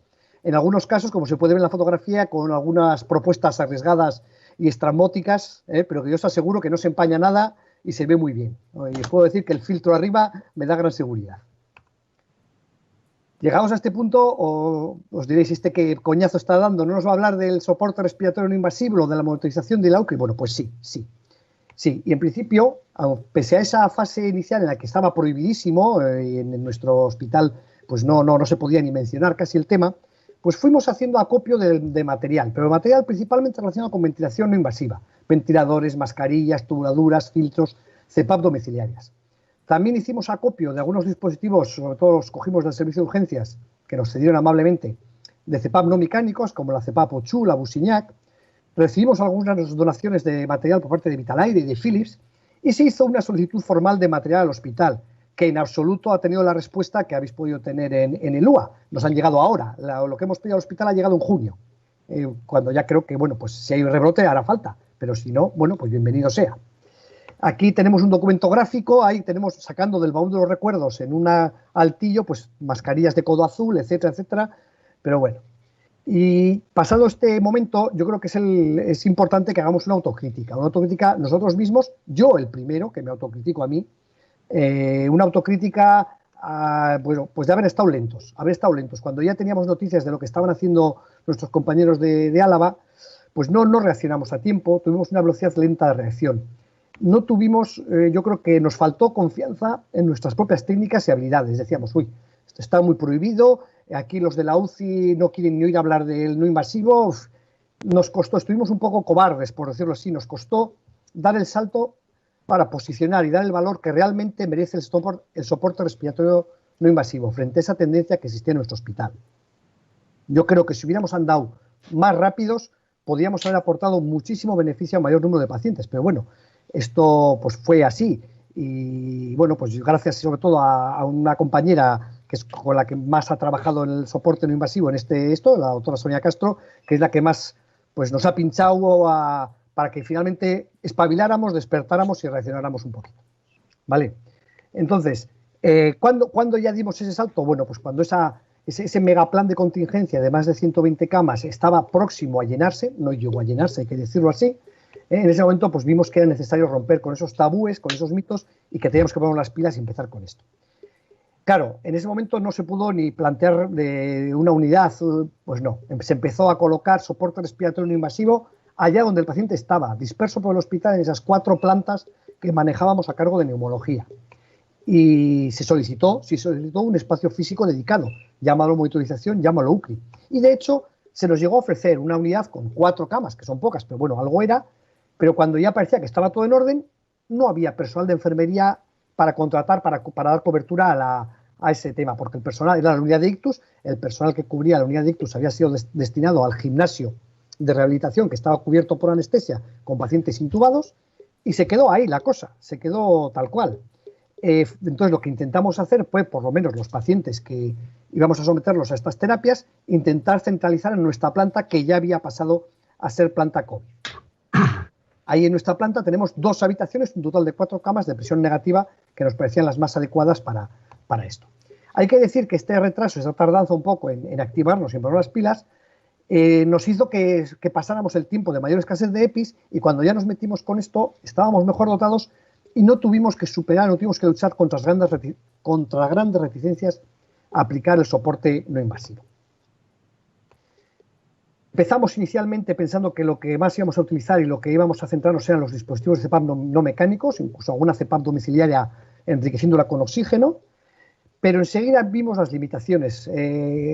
No sé, nosotros hemos tenido una experiencia de tratamientos muy prolongados que hacían intolerable el uso continuo de CPAP, la incapacidad de lograr una FiO2 correcta con los dispositivos domiciliarios y poco a poco, bastante rápidamente, la verdad, nos fuimos decantando claramente hacia el oxígeno alto flujo como terapia predominante. Y nosotros sí les hemos dado de comer mientras estaban con ello, gracias a que tenían la boca libre con las cánulas, pues sí que ha sido así. Contábamos al inicio con 2 equipos que ya teníamos previamente, aunque uno de ellos estaba ocupado por un paciente que luego comentaré. Nos cedió Vitalaire un equipo y ya que las unidades de críticos no estaban muy por la labor de hacerlo invasiva, pues nos han cedido amablemente pues sus equipos para poder hacer el alto flujo en la planta convencional. Llegamos a tener únicamente 8 simultáneamente, muy lejos de vuestra marca, Xavi, muy lejos. Y curiosamente no hemos tenido fracasos hipercámnicos en pacientes COVID y no ha sido necesario emplear los ventiladores, que es lo que al principio estuvimos haciendo ahí, recolección de todo lo que pillábamos por banda. Más tarde nos han llegado una donación de equipos Micom y Yuwell, que si os suena a chino a vosotros, es exactamente porque son esos, son fabricantes chinos, y nos hemos recibido de donaciones 5 altos flujos, 3 ventiladores no invasivos, digamos, de alta gama hospitalarios y 3 domiciliarios. Bueno, los ventiladores tampoco hemos usado, los altos flujos sí. El equipo en sí yo creo que está bastante bien. El fungible, que es diferente que el habitual, yo creo que deja un poco más que desear, pero bueno, a caballo regalado no le mires el diente. Y aquello que solicitamos al hospital, pues lo hemos recibido en junio, otros 3 altos flujos Airvo 2 y un V60 Plus. O sea que ya os digo que me ha sorprendido mucho ver esa enorme diferencia entre 2 centros hospitalarios que distan poco más de media hora en coche, estas diferencias. Pero bueno, pues aquí hemos llegado. Nosotros ya cuando conseguimos un poco recolocarnos y centralizar la atención a estos pacientes en nuestra planta, diseñamos este pequeño algoritmo destinado sobre todo a los demás servicios y también un poco internamente a nosotros. No es muy diferente de lo que ya se ha comentado, en el cual se iba escalando de gafas hasta un 20 más al 50%. Nosotros propugnábamos que si ya íbamos a pasar del 20 más al 50%, que se nos avisara. Si quieres, pon el reservorio, pero ya vete avisándonos. Salvo que te parecía claramente que es un paciente que necesitaba ya un ingreso en críticos, o salvo que fuera un paciente claramente no candidato a intubación y que en una situación de irreversibilidad. Bueno, pues en principio nosotros empezábamos con alto flujo, marcábamos como condición una PAFI menor de 200, aunque muchos pacientes, como os digo, tenían el reservorio que nos negamos a creer que el reservorio da el 100% y no podíamos calcular una PAFI adecuada. Una taquipnea que pusimos mayor de 28, aunque yo creo que hemos puesto a gente con algo menos. Siempre hemos colocado una mascarilla quirúrgica, al igual que han hecho los compañeros de Vitoria, por encima de las cánulas de alto flujo, y nos lo trasladábamos a nuestra planta. Este era más o menos a grandes rasgos y muy rápidamente el algoritmo que preparamos. Y muy brevemente, no voy a extenderme, ¿qué resultados hemos tenido? Bueno, pues inicialmente pusimos 6 pacientes, los damos con CPAP, con dispositivos no mecánicos fundamentalmente, 3 hubo que pasarlos a alto flujo, un paciente fue exitus porque era un paciente de techo terapéutico y bueno, ahí llegamos, y oxigenoterapia de alto flujo desde mediados de marzo a ahora, pues hemos tenido 28 pacientes con ello. Uno es que dices, ¿y qué pinta que nos cuentes esto aquí? Bueno, pues pinta que hemos tenido uno de los equipos que teníamos previamente, lo hemos tenido ocupado todo este tiempo, un paciente con una proteinosis alveolar que estaba ingresado previamente a la pandemia y que hemos tenido uno de los equipos totalmente inutilizados, y 27 casos han sido COVID confirmados o sospechas de COVID que no se han confirmado. De esos 27, 22 eran COVID confirmados, estos 5, pues en este contexto parecía COVID, pero bueno, uno acabó siendo un brote de neumococo, un neumococo, 2 brotes de una neumonía intersticial usual, uno fue un edema agudo de pulmón y uno está actualmente activo y no hay, aunque han salido PCRs repetidas negativas, no hay un diagnóstico alternativo y se está tratando como si de un COVID se tratara. Todos ellos tenían una PAFI menor de 200, varios menor de 150, alguno de 120, incluso algo menor. ¿Qué ha pasado con ellos? Pues de los 22 COVID confirmados, aquí solo meto los COVID confirmados, 12 se les ha dado de alta desde planta, 11 eran pacientes candidatos a críticos y uno era un paciente cuyo techo terapéutico era el alto flujo. Hay que decir que hemos hecho mucho énfasis siempre en que los pacientes estuvieran claramente marcados si era un paciente que era candidato a críticos o no. 5 han fallecido, 4 de ellos en planta que eran pacientes todos de techo terapéutico, y uno ha muerto en la UCI. La verdad es un paciente que iba evolucionando razonablemente bien de su insuficiencia respiratoria, pero hizo un shock hipovolémico por una hemorragia digestiva, subió a la UCI y luego ya se fue complicando, entró en una escalada de complicaciones y al final falleció. 3 están actualmente ingresados, uno en UCI, que bueno, pues tuvo un ingreso muy tórpido, fue intubado, traqueotomía, ECMO, etcétera, y 2 están actualmente en planta, solo uno de ellos con alto flujo. De los COVID positivos, ya os digo que de los 5 sospecha, hay uno que también está activo. Y lo que sí me gustaría llamar la atención es que es el tratamiento que en nuestro opinión es bastante prolongado, de media 9 días continuamente con el alto flujo, pero hemos tenido algún paciente hasta de 30 días con el puesto y otros de 21, 19, 14, etc. Entonces, después de todo esto, ¿qué queda? Pues queda que no tenemos una OCRI, pero queda que parece, estamos esperanzados en que la tenemos en construcción, como las páginas web. Se nos ha prometido, y de hecho se ha concedido esa monitorización que nos ha llegado, ¿sabéis? Porque nos las han dado a nosotros. A vosotros los altos flujos y a nosotros la monitorización. Se nos ha concedido la monitorización de 10 camas. No tenemos todavía los equipos, pero nos han jurado que ya están. 4 van a las acciones de presión negativa, preferentemente para la zona COVID. Y esto por ahora se va a hacer en las habitaciones convencionales de planta. Nos gustaría pensar que esto es un paso intermedio a una unidad adyacente a la planta, pero físicamente diferenciada de ella. Creo que gracias a las donaciones estamos razonablemente bien equipados en cuanto a material para afrontar este reto, pero me parece más problemático el aspecto de personal, sobre todo que estas camas no pueden ser atendidas por un ratio de enfermería como el habitual que tenemos en la planta, de 1,12, no puede ser, hay que pasar a un ratio que deba ser de 1,6. Y luego tenemos por organizar, que ya es una cosa interna, cómo vamos a organizar la atención médica continuada. Ya habéis visto que ni siquiera, aunque la verdad es que con esa triple rueda casi siempre había un neumólogo, pero ha habido algún día que no ha habido un neumólogo en los momentos más álgidos de la pandemia. Llegados a este punto, ¿qué pasa si hay rebrote? Yo espero de verdad que no lo haya, o que no lo haya desde luego con esta virulencia, esta agresividad. Pues yo aquí voy a sacar el genio de la lámpara, voy a frotar la lámpara y voy a pedir la carta, o sea, mis deseos que no van a ser 3, van a ser alguno más. En primer lugar, me parece muy importante que no se funcione con el criterio de triaje que se ha funcionado. El ingreso del paciente no puede ser por donde hay un hueco, sino tiene que ser en función de las características de la patología. Y los pacientes con insuficiencia respiratoria y más graves en este sentido, salvo que no vayan a críticos, claro, desde urgencias, deben ingresar a neumología, es mi opinión. En segundo lugar, me gustaría que seamos conscientes del impulso que tenemos que dar al uso del soporte respiratorio no invasivo. Hemos estado tarde, pero ahora lo hemos hecho y hemos tenido muy buenos resultados. Debemos aplicarlo más frecuentemente, más precozmente, pero eso sí, con las adecuadas medidas de protección. No hemos tenido los buzos. Creo que han llegado hoy. Si hoy ha llegado una caja llena de buzos, según un compañero mío, creo que ya se los ha puesto. Ha mandado alguna foto que no voy a adjuntar aquí a la presentación para no soliviantar al personal. En tercer lugar, pues pediría, a diferencia de lo que ya habéis experimentado vosotros, mayor apoyo por parte de otras especialidades. Yo creo que la dirección lo ha dejado un poco en la buena voluntad de que la gente fuera, oye, te echo una mano, y hemos echado en falta esa colaboración. Lo digo así, sinceramente, no nos hemos visto apoyados por el resto de especialidades de forma general, a salvo con todas las excepciones. Me gustaría que hubiera una equidad en el reparto de material de protección, que no hubiera esas diferencias que hemos experimentado durante buena parte de esta primera fase de la pandemia. Y me gustaría pues, que hubiera una mayor comunicación y colaboración con otros servicios implicados, que digamos que en esta primera fase, pues por diversos motivos, igual no ha sido la óptima. Pero sobre todo, lo que me gustaría y como deseo principal es pues que disponer de esta UCRI que está en ciernes y que no se nos desvanezca como el humo entre las manos.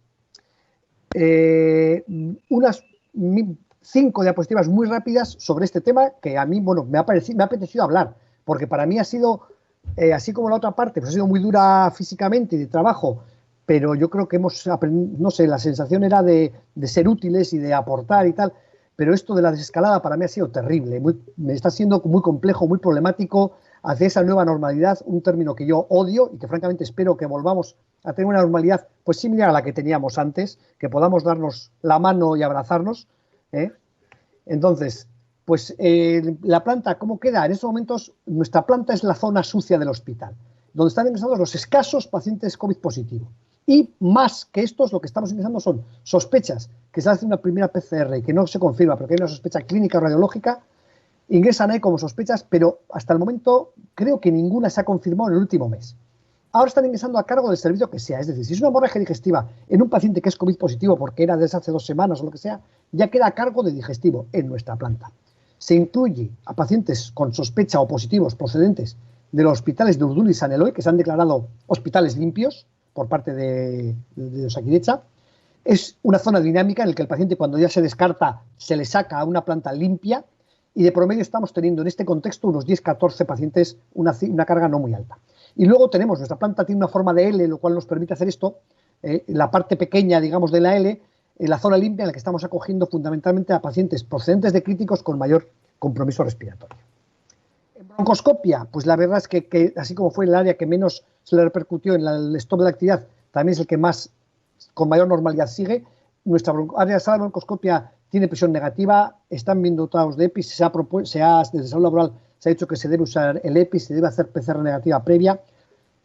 Aprovecho para meter aquí la cuña de que se ha empezado a utilizar, a cuenta de la pandemia, broncoscopios desechables se siguen utilizando y más o menos la actividad es mantenida. En exploración funcional, pues se ha empezado también a reanudar la actividad. Se hace a los pacientes un checklist telefónico de síntomas o de contactos con pacientes COVID. Los técnicos usan FP2 o FP3 con protección ocular. Para hacer la difusión se ha diseñado una pieza con ayuda del servicio de innovación, una pieza en 3D para poder intercalar un filtro antivírico. Para las pruebas de esfuerzo se exige PCR negativa previa. Se está evitando en la medida de posible realizar pruebas broncolatadoras. La petismografía algo absolutamente excepcional y por ahora nada de pruebas de provocación. Lo que sí está todos los procedimientos de limpieza necesarios consumen más tiempo y está repercutiendo en un menor número de pruebas. En cuanto a la unidad de sueño, pues ha sido también de las más costosas para reconducir la actividad. Aquellos que conocéis nuestra unidad sabéis que tenemos muchísimo más potencia de poligrafía respiratoria que de polisomno, y con la poligrafía respiratoria hemos hecho una renovación progresiva que ya podemos estar en torno a un 70-80% de los estudios a domicilio. En el momento de la entrega de los equipos, etcétera, los técnicos, según salud laboral, llevan FP2 y protección ocular, se hace siempre un checklist y sí que hemos potenciado enormemente el uso de fungible desechable o estamos mandando a esterilizar. Hemos disminuido los estudios, pero vamos a buen ritmo. Y ha sido muchísimo más complicado por problemas organizativos, no por otros problemas, porque no hay mucha diferencia en cuanto al tipo de material desechable, etcétera, etcétera, la reanudación de la polisomnografía. Se hace el checklist, usan FP2 y protección ocular, y a aquellos pacientes que todavía no hemos hecho ninguno, es solo mañana hacemos el primero, que se les va a hacer un estudio de titulación o con cualquier tratamiento de presión de soporte, se les hace una PCR negativa previa. En las consultas monográficas hospitalarias, poco a poco vamos volviendo a retomar las consultas presenciales y van disminuyendo las telefónicas. En estos momentos podemos estar en torno a un 70% presencial, 30% telefónica, y probablemente debamos sacar un poco la conclusión de que igual hay cosas que hacíamos antes presenciales que se pueden hacer telefónicas. Yo soy poco amigo de los extremismos en esto. O sea, ni antes siempre el paciente tenía que venir, sea como sea, ni ahora, como igual se nos está pretendiendo en algunos momentos, en algunos foros vender, el paciente no debe acercarse para nada y todo lo podemos solucionar por vía telemática. No estoy de acuerdo con ninguno de ambos extremos. Y en nuestros ambulatorios jerarquizados, enormemente variables según cada centro, y está condicionado sobre todo por la disposición del personal de enfermería y por los propios espacios físicos que posibiliten el distanciamiento necesario. Se ha solucionado habilitando franjas horarias de diferentes especialidades. En algún ambulatorio todavía no se ha empezado a hacer espirometría, y lo que sí hemos experimentado es en un enorme aumento, una gran carga de las no presenciales, porque no sé si a vosotros os pasa lo mismo, nuestros médicos de atención primaria de nuestra área tienen prohibido en estos momentos mandar consultas presenciales. Todo debe ser no presencial, que muchas veces está suponiendo una duplicidad del esfuerzo. Se va aumentando progresivamente el aumento de presenciales, y aquí también tenemos una oportunidad quizás de optimizar algunos circuitos, como el del sueño, el uso de herramientas de telesalud, etcétera. Y finalmente, termino, yo hablo muy rápido y que quizás he ido demasiado rápido por el tema del tiempo. Bueno, pues no quería acabar sin... Aquí tenemos una foto en la cual estamos pocos del servicio, pero sobre todo me gustaría destacar pues, que una queridísima compañera que se ha jubilado en este momento, en plena pandemia, sin poder recibir la despedida que se merece, pues porque no podemos hacer una comida. Ahí en concreto estamos, después de hacernos la PCR por las mascarillas defectuosas, que fue la forma de que consiguiéramos que nos hicieran la PCR a todo el servicio, tengo que decir que curiosamente no ha habido una tasa de infectados en absoluto alta, pese a esos problemas iniciales que tuvimos. Y yo con esto termino y abierto a todas las preguntas que queráis hacer. Muchas gracias. Laura, si se me permite, en 3 minutos, a mí me gustaría hacer en 3 minutos un resumen de lo que hemos hecho en Guipúzcoa. En Guipúzcoa no hemos montado la UCRI y no se ha montado la UCRI porque había dudas de su eficacia, porque hemos tenido poco apoyo de otros servicios inicialmente, eso está cambiando, porque no teníamos monitores y porque ponían sobre la mesa el riesgo de contagio. Por todo eso, hemos sido el único hospital de todo el entorno que no haya hecho estas técnicas. Igual que Navarra, nosotros hemos trabajado con equipos multidisciplinares. Hemos trabajado con interna, con infecciosos. Ha habido grandes diferencias de EPIs entre servicios y eso ha generado muy mal rollo. Y comparto con Valen pues la autocrítica que probablemente en nuestro hospital no hemos montado una UCRI, no hemos hecho estas terapias precisamente porque igual no hemos luchado lo suficiente por ellas. Tenemos dos preguntas. En una se felicita a los ponentes y se habla, esto es una pregunta igual más dirigida a Laura que a los ponentes, a ver si como sociedad científica, la SUMPAR, podría hacer un documento de consenso de cuidados intermedios para presentar a Osakidetza o a Osasunbidea. Un documento de consenso requiere el consenso. Si todos los que habéis estado aquí hablando y algunos que no podían participar porque se nos iba el tiempo, porque también habría sido muy interesante saber cómo han funcionado en Galdakao, por ejemplo, ¿no? Pero no podíamos invitar a todo el mundo. Evidentemente, si todos estáis de acuerdo, yo creo que ese documento tiene que partir, por supuesto, con el aval de SUMPAR, que yo lo avalo, habría que, seguro que el resto de la Junta Directiva también, pero el documento de consenso tendrá que ser el consenso de los expertos. Entonces, si vosotros estáis de acuerdo, os lo dejo en vuestras manos, reuniros, presentarnos un borrador y por supuesto que todo el aval de la SUMPAR y que, bueno, elevarlo a la consejería de Osakidetza. Bueno, he tenido una experiencia, no es difícil reunirse, se solicita una reunión y la verdad es que te la dan. Desconozco cómo es en Osasunbidea, pero bueno, Osakidetza, que es el 80% de SUMPAR, podría ser un buen comienzo, ¿no? Si las cosas van bien se podría trasladar a Osasunbidea, pero yo creo que, bueno, por supuesto contáis con el aval de SUMPAR y sois los que llevéis este tema quienes deberíais de redactar el documento.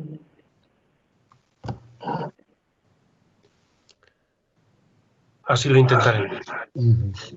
Hay otra pregunta, pero sin especificar para qué ponente, y hablan de qué papel ha tenido la ecografía en el diagnóstico y seguimiento de los pacientes COVID. ¿Los habéis utilizado en la planta, en las UCRIs?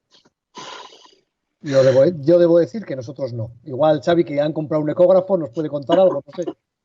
Bueno, el ecógrafo ha llegado tarde como tu ventilador. Pero con el V60, en el mismo camión ha venido. Con el V60 que llegó antes de ayer o así, en el mismo camión.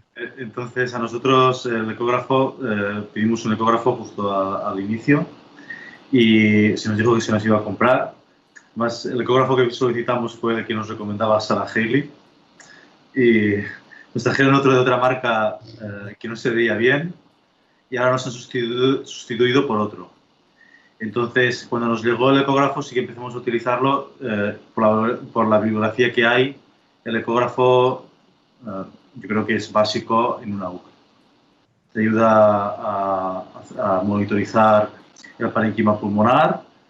Puedes ver si además hay derrame pleural, si puede haber otras patologías y luego también te ayuda a optimizar la PIP. Entonces, yo creo que actualmente los ecógrafos deberíamos disponer en todas las unidades. En el caso de Navarra sí que tenemos un compañero bastante dedicado al tema de la ecografía torácica. Entonces, bueno, de la forma que entramos también fuimos saliendo de los equipos COVID, los neumólogos, y ahora mismo, bueno, hay 2 neumólogos también en el equipo multidisciplinar y me consta que están haciendo bastante ecografía torácica, ¿no? Bueno, tienen ahora mismo, creo que hay 11 o 12 ingresados. Y bueno, pues sí, lo que pasa que creo que es una herramienta también útil que va a aportar, aunque el gold estándar quizás sea más el TAC, pero bueno, es una herramienta muy válida, ¿no? La ecografía, pero claro, también hay que formarse. La ecografía tiene la ventaja de que es a pie de cama. Bueno, yo antes he bromeado con que nosotros sí disponemos de algún ecógrafo, pero no a consecuencia del tema de la COVID. Y bueno, pues yo creo que tenemos gente en el servicio que está metiéndose en el asunto y que sin duda, sí. Bueno, pues dará que hablar con estas cosas. A mí me parece que es el fonendo del posible, o sea, el fonendo del futuro debe ser el ecógrafo hecho a pie de cama. Evidentemente el escáner, como ha dicho María, ya implica un traslado, etcétera, y probablemente, bueno, pues sea algo que debamos potenciar y que debamos tener presente. Nos preguntan también cuál ha sido la estancia media de la UCRI en Vitoria. Claro, sí, es difícil de decir porque, claro, bueno, hemos tenido dentro de los pacientes que damos de alta a domicilio, creo recordar que eran 14-15 días. Y los pacientes que damos de alta planta eran 10 días. ¿Qué pasa? Que al principio dábamos muchos, conforme se iban llenando los pacientes de la UCRI, teníamos que ir dando altas, ¿no? Entonces esos pacientes los íbamos dando directamente a la planta de medicina. Entonces esos pacientes estuvieron más o menos con alto flujo unos 9 días de media. Es lo que yo calculo, que habremos estado con alto flujo. Y los de la UCI, los como comentado, eran 2,7 días, nos salía de media. No, es una pregunta mía. Si queremos convencer a los gestores en montar una UCRI para ese supuesto rebrote, hay unas condiciones que podemos pensar que son indispensables y si no conseguimos esas condiciones, pues no se puede montar una UCRI. ¿Os parece que se puede montar una UCRI sin monitores? No. O sin presión negativa? ¿O sin guardias de 24 horas de neumo? Esas 3 condiciones os pongo. Monitores, presión negativa y guardias de 24 horas de neumo. Yo con monitores creo que es básico, personalmente. Vale, entre cambio 8 altos flujos por 5 monitores. Bueno, pues ahora me han llegado muchos. Esa no va. Creo que es básico altos flujos, buenos monitores como los V60 o los Evo Trilogy. Y el tema de la guardia depende un poco de los tratos que lleguéis con medicina intensiva. Probablemente la mejor unidad de medicina semicrítica respiratoria es la de la Fundación, que lleva la doctora Haley, y creo recordar que la guardia, los pacientes de la unidad de semicríticos los asume por la noche la unidad de intensivos. Entonces, al final es una organización para que esos pacientes estén atendidos siempre.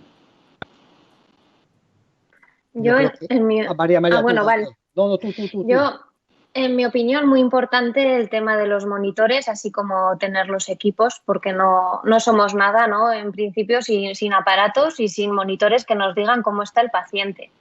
La presión negativa la veo pues más prescindible si tenemos una buena protección, ¿no? Pues con buzos, FFP3 y a mí sí que creo que la unidad, una UCRI ideal sería una guardia de 24 horas con neumólogo. Me parece que a la noche pues hay que cubrirla y la tenemos que cubrir los neumólogos. O sea, sería la excelencia. Luego, si no se hace por otros temas económicos o así, pero dejar a manos de la UCI la mitad de la noche, pues bueno, para mí no es el ideal. Yo, en mi opinión, monitorización sin duda sí. Presión negativa, bueno, si hay bien, pero creo y bueno, es mi opinión personal, creo que no es indispensable. Yo voy a añadir una cuarta cosa que no has comentado, Iñaki, pero para mí es totalmente imprescindible que haya un ratio de enfermería adecuado. Sin eso, no, o sea, si hay un 1.10, 1.12, no hacemos nada, en mi opinión, por mucho que tengamos monitores y todo. Y en cuanto a la guardia de neumología, pues yo ahí tengo una dualidad, porque mi yo egoísta que ha tenido que hacer un par de guardias en este contexto y que no le apetece volver a hacer guardias, diría no es necesario. La realidad, yo creo que debería ser. Que no se pueda, que sea muy complejo de organizar y tal, y que haya que optar por soluciones intermedias iniciales. No digo que no, pero me parece a mí que como concepto y como objetivo al que llegar debería ser, sí, una guardia de neumología que atendiera esa UCRI. Andamos, Laura, ya muy mal de tiempo. No sé si alguien quieres hacer algún comentario. Yo, bueno, un poco al hilo de lo que estabais diciendo, yo creo que no tenemos que renunciar absolutamente a nada. Yo creo que tenemos que construir o por lo menos desear la UCRI ideal, y la UCRI ideal pasa también por tener habitaciones de presión negativa, para que luego no pongan en ningún documento que una de las razones para no someter a pacientes de estos que son pues altamente contagiosos sea el no disponer de habitaciones de presión negativa. Yo creo que tenemos un reto por delante. Yo creo que la pandemia ha puesto en evidencia que necesitamos las UCRIs. Se ha hablado aquí, y esto ya es una crítica que nos tenemos que hacer todos, de falta de suministro de material. Y yo, más que falta de suministro, creo que lo deberíamos de cambiar por falta de previsión. ¿Por qué no hemos tenido el suministro, no? Hemos sido poco previsibles, ¿no? Estábamos en febrero pensando que esto solo les pasaba a los chinos. ¿Por qué hemos sido así, no? Yo creo que tenemos que reflexionar en que teníamos que habernos preparado antes, y que la UCRI es el reto para el 2021, ¿no? Y que ni un hospital sin UCRI, ¿no? Y si os parece, son las 8:05 y yo con esto doy por clausurada la reunión, y si os apetece de que quizás en octubre, si hay rebrote o no, podamos analizar de nuevo cómo están las cosas. Muchas gracias. Muchas gracias.